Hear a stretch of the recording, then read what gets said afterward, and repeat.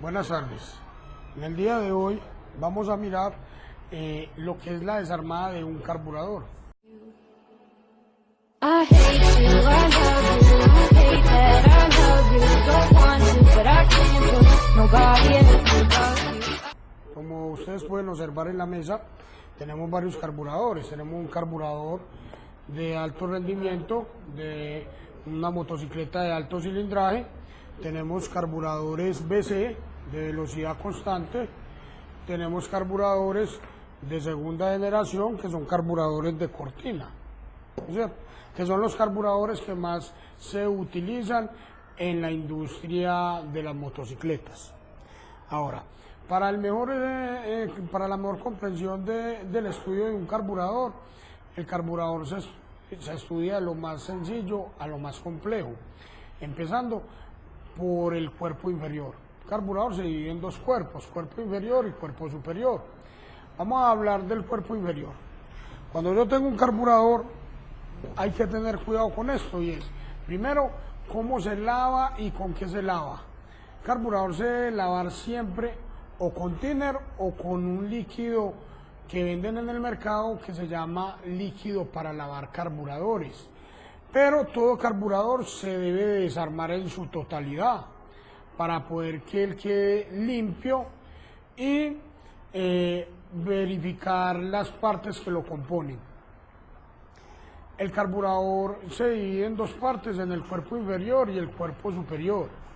Entonces, cuando usted desarma un carburador, debe coger, retirar los tornillos y mirar el cuerpo inferior. El cuerpo inferior tiene una serie de elementos y cada elemento que tiene el cuerpo inferior tiene un trabajo.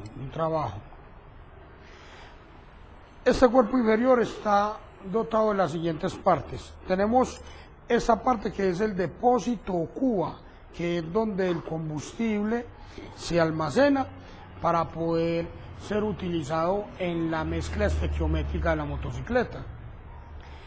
¿Cuál es el llenado de esa cuba o depósito? El llenado se hace por medio del flotador. En el flotador tenemos unas medidas estándares de los fabricantes.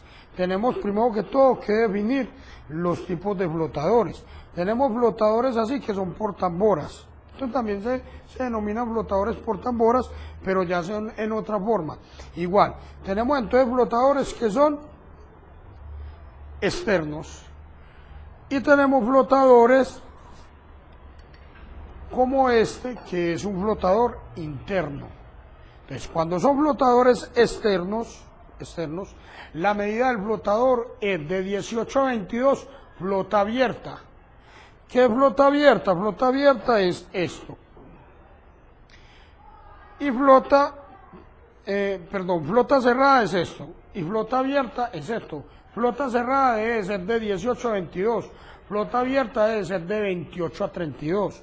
Cuando tenemos estos flotadores que se denominan flotadores ENU, o estos que son flotadores internos, debe medir flota cerrada de 12 a 15 milímetros, flota abierta de 20 a 25 milímetros, para que tengan en cuenta eso a la hora de mirar el llenado de un depósito cuba.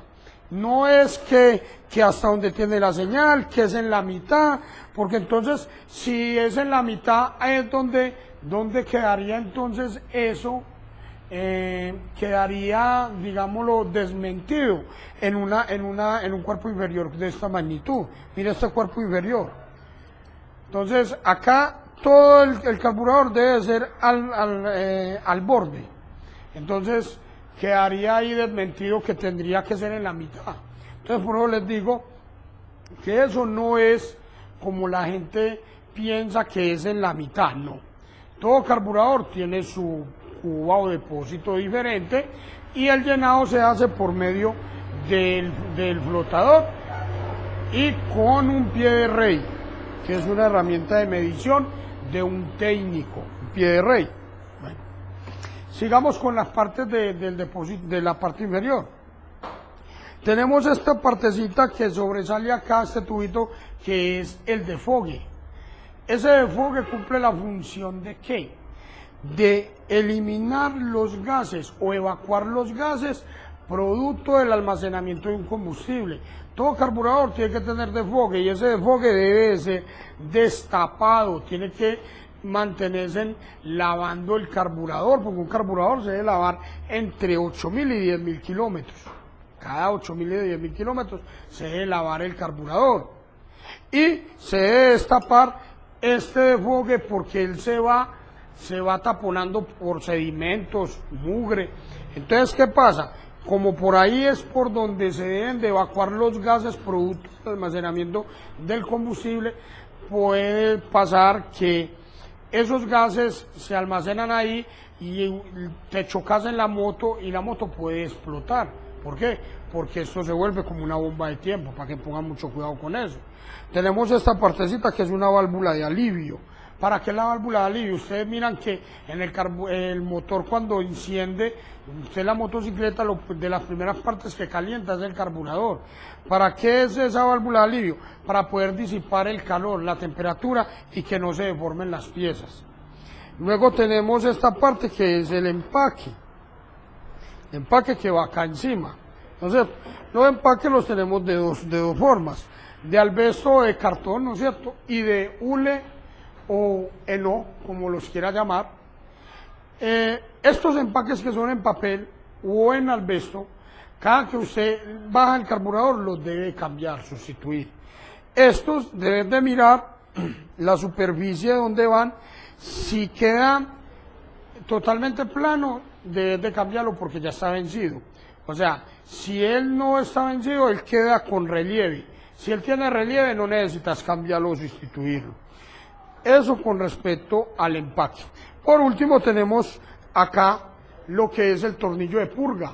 Ojo con el tornillo de purga, que es primordial en un carburador. Todo carburador lo tiene. Y usted podría aliviar o, digámoslo, que hacer que el carburador perdure más, aflojando esta purga cada 8 o 15 días y sangrando el carburador. ¿Qué haces cuando lo sangras? Que todos los sedimentos de mugre y de agua que se acumulan en el depósito o cuba van a ser evacuados. Entonces lo que haces es que aumentar la vida útil del carburador un 20% más o menos. Eso con respecto a la parte inferior. Cuando está por la parte superior, entonces vamos a encontrar estos elementos. El flotador, y del flotador vamos a encontrar que él se pega por medio de un pasadores. De esos pasadores tienen que estar completamente derechos, ¿no es cierto? No pueden estar deformados. Esos pasadores lo que hacen es que sostienen estos elementos que son las agujas de asiento. La aguja de asiento cumple la función de sellar o de permitir el ingreso del combustible hacia la taza o depósito. Tenemos lo que son los checler, se llaman checler o boquereles o surtidores, los llaman también. Estos son de alta estos, y estos son de baja. El de baja normalmente trae labrado el pulverizador o flauta que llamamos también.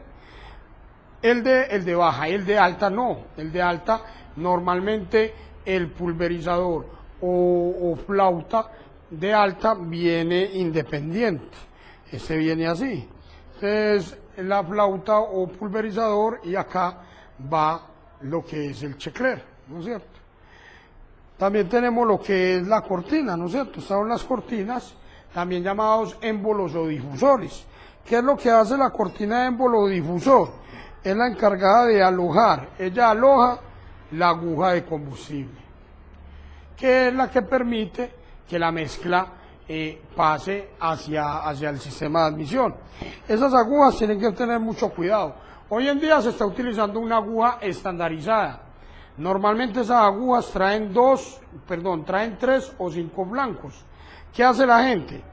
empieza a variar esos flancos, dizque para disminuir o aumentar el paso de combustible, cuando eso no se le debe hacer a un carburador. Cuando un carburador tiene mucho consumo, el problema es o el flotador que está mal calibrado, o los surtidores o checkler que ya están muy desgastados, o mal relacionada la mezcla aire-combustible en las agujas de aire y de RPM, no de esta aguja que es de combustible.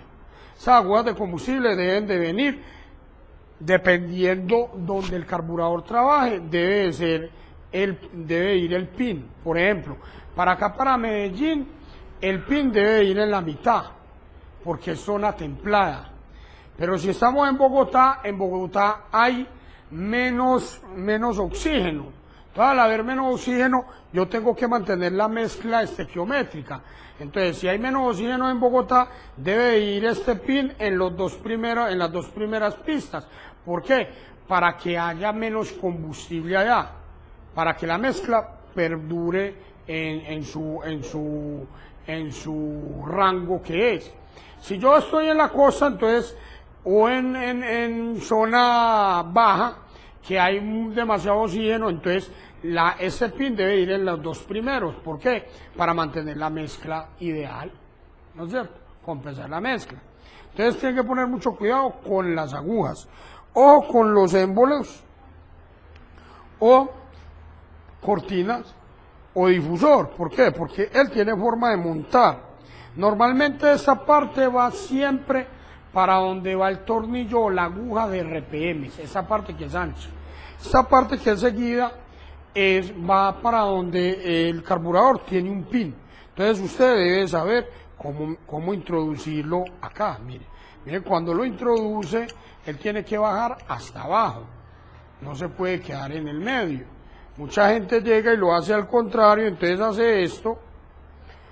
Y mire donde queda la cortina de émbolo difusor y enseguida empiezan a bajarlo tallado, a golpearlo. Son piezas que no se pueden golpear porque se dañaría el carburador.